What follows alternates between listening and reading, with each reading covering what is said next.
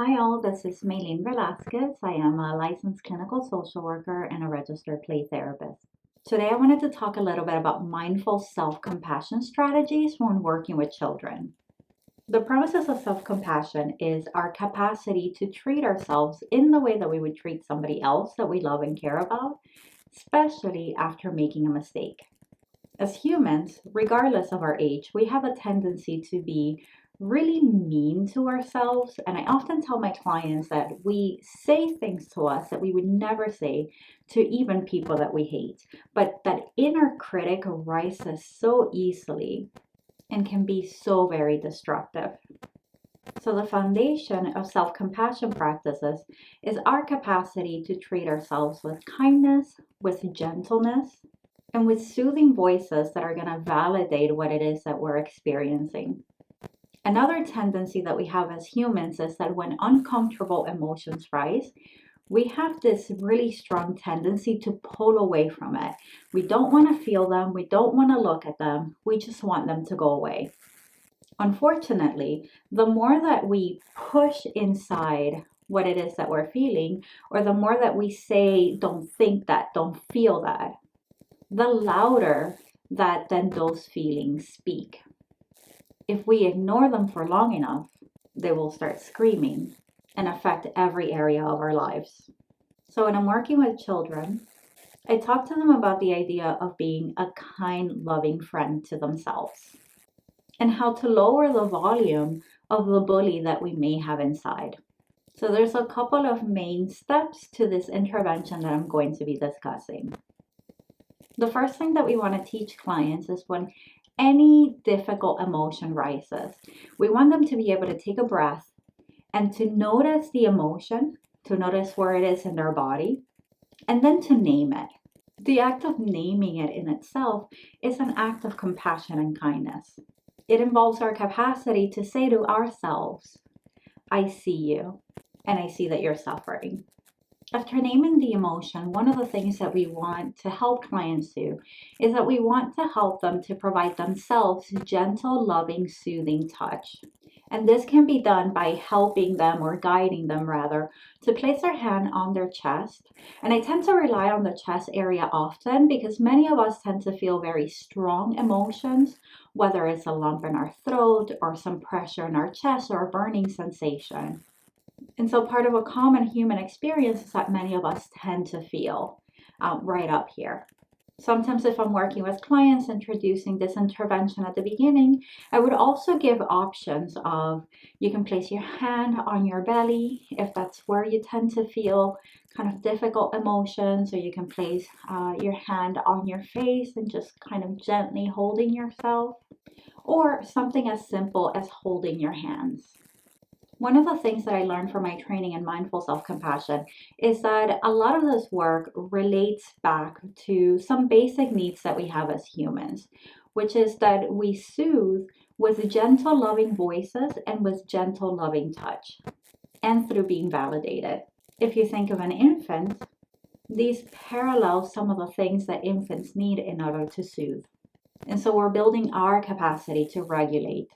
And as we practice these strategies as clinicians with our clients, we're helping them in the session to co-regulate so that the more that they practice these strategies, they can take them outside of the session and build that inner capacity for them to self-regulate. The next thing that we want to do is that we want to provide a validating statement. And this ties back a little bit to what I call reality-based affirmations, which is really just stating our truth.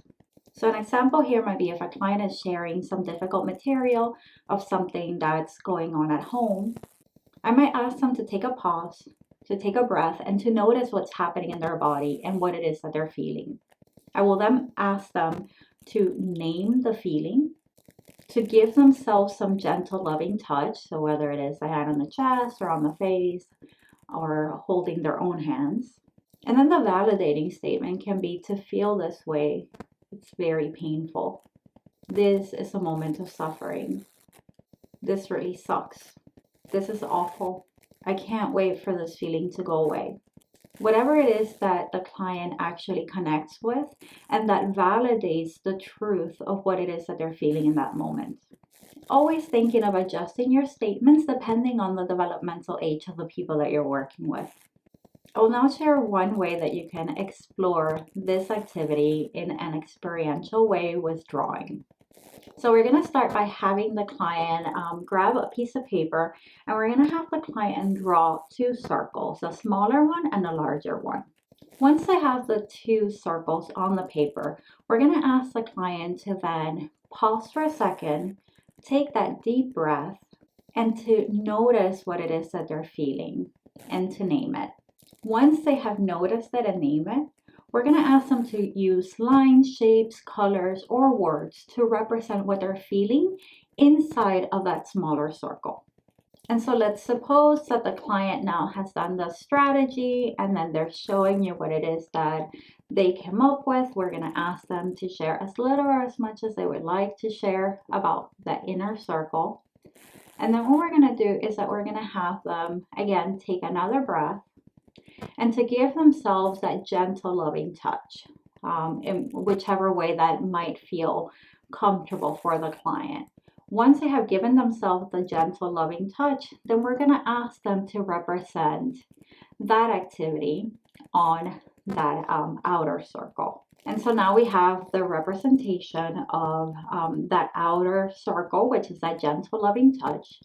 And what we're going to do next is that we're going to ask the client then to provide themselves that validating statement. And we're going to have them represent the validating statement on the outside parts of the paper. Again, thinking of using lines, shapes, and colors to represent it whichever way that might feel right for them. And so maybe their representation might look something like this, where they chose to use words. And then at the end of the activity, we're going to do what we usually do, which is asking the client to share as little or as much as they feel comfortable about their process. One of the things to think about in terms of mindful self-compassion is that this is a bit of a radical acceptance framework for looking at difficult emotions and creating a space for acceptance. It's in the acceptance that then difficult emotions begin to transform. However, the goal of this is not necessarily to look at something really hard and really difficult and then to make it go away and to no longer experience it. It's helping our clients to increase their capacity to tolerate difficult things, which is a very useful strategy in life. And one that even for us as adults often gets lost because difficult feelings are hard to bear. Another simple way that you can process this activity with your clients might be with the use of toys. If you're doing a virtual session, I might ask the client at each of these 3 steps to pick a toy that represents what it is that they're feeling. So maybe a representation here as they're noticing and naming what it is that they're feeling can be, feeling like there's some treasure, but I can't access it because there's something scary that doesn't feel too good, that doesn't let me access those parts of myself. As you coach them to take that deep breath and to give themselves that gentle touch, maybe it transforms the kind of thinking about my pet and how I feel safe and how I feel comfortable and cozy when my pet is by me. And maybe that last one can feel like a bit of some of my favorite things that are with me, that can hold me even when difficult situations arise, and that can help me reach whatever it is that I need. Depending on the age of the child that you're working with, whether it's a younger child or a teenager, some of this processing is going to look a bit different. But you can use your creativity and your clinical judgment to make decisions while still keeping mindful self-compassion in mind. As practice, one of the things that I often do is that if I'm having the client do something, I am also going to be participating. Keeping in mind that whenever we do something experiential, there's always that risk of unconscious material rising. So have something in mind that you would think it's appropriate to process with your clients. It can be a small issue that's paralleling what it is that they're experiencing, just to kind of prevent anything else that might show up. And if something else shows up, just kind of bring it back. I find that those little moments are usual clues that I may need to be taking care of myself, that there might be something that I might need to either bring to supervision or that I might need to bring into my own counseling session. So this is a little bit of what I wanted to share. I hope that this is useful and helpful to your practice. If there's anything else that you would like to hear, please let me know. Thank you. Bye.